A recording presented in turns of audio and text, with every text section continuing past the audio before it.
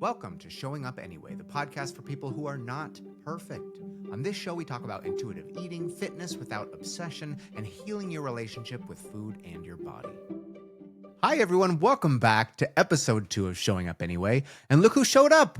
You did. And I'm here with you. And we're going to be talking today about before and after pictures. What's the harm in them? Why people take them? And why I don't. I've decided to call this episode, You Are Not a Before Picture. Now, you know what I'm talking about, right? The dramatic split-screen photos that gyms, personal trainers, and companies who are trying to sell you a product are using. I'm talking Weight Watchers, Slim Fast, Herbalife, most every big box gym, most personal trainers have before and after pictures of people either using their products or using their programs to try and sell you something. And I think it's worth mentioning that especially in commercials, these pictures are often greatly exaggerated with terrible lighting and poor posture in the before pictures, and then perfect lighting and a smile on their face in the after. You've been seeing this your whole life, especially now in the age of social media. And that's why we often correlate our value to our size. We've been seeing these images since childhood. Does anybody else remember waking up in the middle of the night and seeing, Jenny Craig commercials or Weight Watchers on the screen? And diet culture as a whole uses these images to try and sell you the idea that smaller equals better. Now, I recognize that there's still going to be brands and trainers and influencers, probably including some of my friends, who still use these photos for marketing. And they might get a little defensive and I might get some pushback, but I think it's really important to talk about this.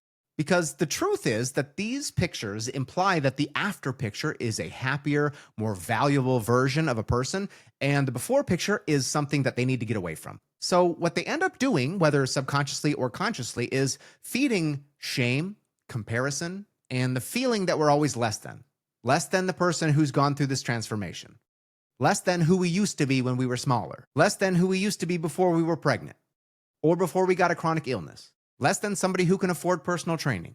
Less than somebody who's been doing it longer than you. And they also set up this false idea that health is only measured in inches or pounds instead of how you feel, how you function, and how you're living. And I'm not mad at somebody who wants to share their aesthetic transformation. There's a lot to be proud of when somebody's put in the hard work, but real transformation isn't always visible. It's also feeling more energized. It's sleeping better. It's trusting yourself around food. It's finding peace. And none of that shows up in a side-by-side picture. And these pictures also leave out some really important context. Like, okay, they lost a lot of weight, but what was their mental health like? Did they struggle with depression or anxiety? How about disordered eating? What about socioeconomic barriers? Did they lose their job for a couple of months? Did they struggle with food insecurity? Access to healthcare? It might be pretty shady if I decided to put before and after pictures up of my client who has stage 4 cancer, but you would never know. I have loads of clients who haven't necessarily dropped 10 or 20 or 30% body fat, but have seen dramatic transformations in their relationship with food, their relationship with their body and exercise, who are now living lives that they feel are much more fulfilled than they were before. And it's not just because their body is unrecognizable. A lot of times it's because their mindset changed and their lifestyle definitely did. The fact is that before and after pictures promote a one-size-fits-all idea of wellness. And I just can't get behind that. Not anymore, at least.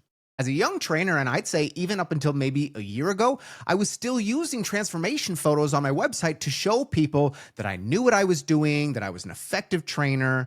I even felt pressure to put my own pictures up of my transformations because in my industry, there's a saying that says your body is your business card, which is pretty shitty. But like it or not, progress pictures are a very effective form of marketing. Humans are very visual creatures. We've been trading and bartering since the dawn of time. If I'm going to give you money, I want to know that I'm going to get something in return. I know better now, but I didn't think back then that my assurance would be enough. And I'd see other coaches gain followers and clients from showing these dramatic befores and afters, and I would question whether or not people would just believe in my coaching if I didn't play along. And I'd get on social media and I'd promote all this anti-diet culture stuff, which is something I'm really passionate about and truly believe in. But I would still have before and after pictures up on my website, and I don't remember who it was, but somebody out there wrote me a message and said, Adam, why do you still have before and after pictures up if you're spreading an anti-diet culture message? And I tried to justify it.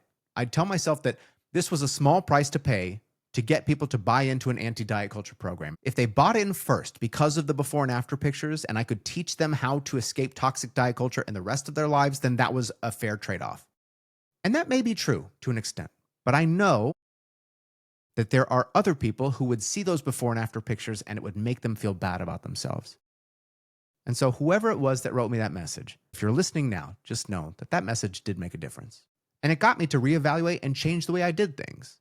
Was it malicious? Of course not. But the reality was that I was perpetuating the same kind of diet culture that harmed me in the first place. I know what it feels like to be reduced to a number, to think that your only worth is in being in a smaller body, to lose weight and still not feel good enough. I could not be a part of that anymore. So I made a choice and I removed all the before and after pictures from my website, from my social media. I stopped asking clients to take before pictures, and I trusted that the right people would find my program regardless. And they have. I'll be honest, it was a scary decision because I thought maybe I'd lose out on some potential clients who were on the fence, and maybe I have. But more importantly, it's allowed me to be at peace knowing that I am not contributing harm. It's allowed me to create deeper work and help clients feel like they are seen as more than just their appearance and not feel like they're being used as a marketing prop. Now I share testimonials, clients talking about their experiences in their own words, telling their own stories. They talk about feeling stronger and more confident and more connected to their bodies. They talk about the freedom they've found around food and being able to wear clothes they love again and feeling more at home in their bodies. Those testimonials carry a kind of nuance you'll never get in before and after pictures. They carry raw emotion. They show who someone has become rather than just what they looked like in a moment.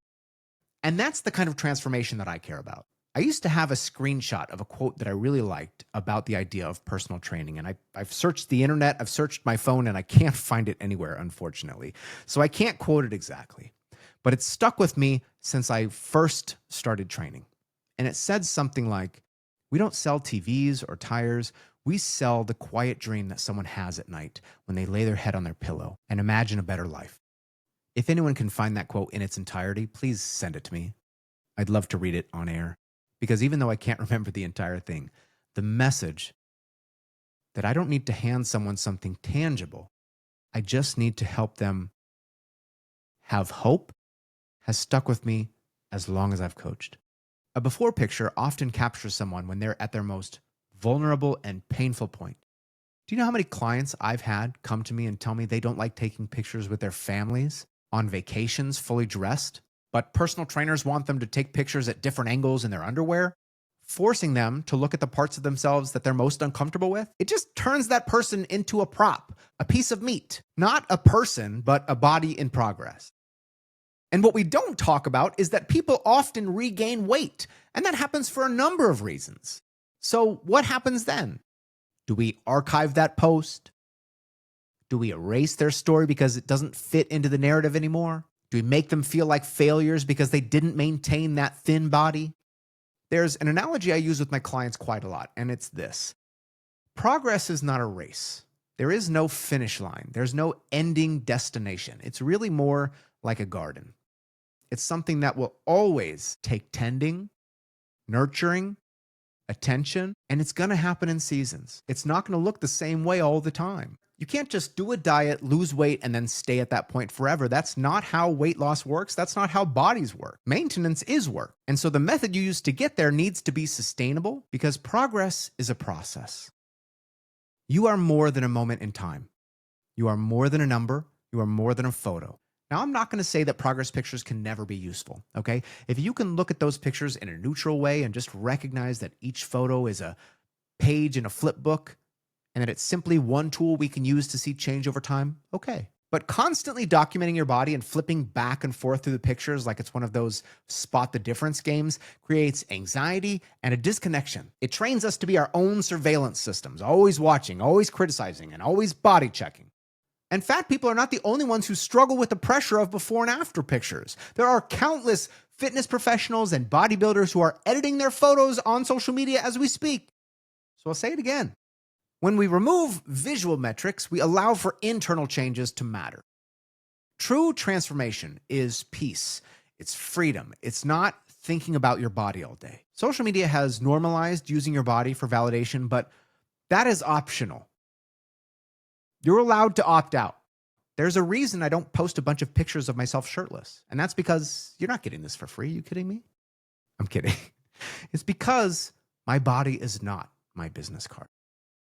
Let's start talking about the progress we see outside of aesthetics. Better sleep, reduced anxiety, better boundaries, freedom from guilt, more energy, more confidence. Let's expand what we celebrate and stop clapping just because someone loses weight. You don't need a picture to prove you're making progress. It's okay to want to change your body, but you are more than a project. You are a person with a story, with strength, and with so much more than a side-by-side picture could ever show. Keep showing up. Your story is worthy, even when it's unfinished, especially when it's unfinished. You are not a before picture, and you never were. Thank you for tuning in to this episode of Showing Up Anyway. You can find it for free on Spotify or wherever you get your podcasts. And wherever you're listening, if you like the show, I'd love it if you gave me a 5-star review, because that does help other people find the show, and hopefully it'll help change their life just like you're looking to change yours. If you're listening on Spotify, though, you can follow me and tap the bell icon so you get notifications when new episodes come out.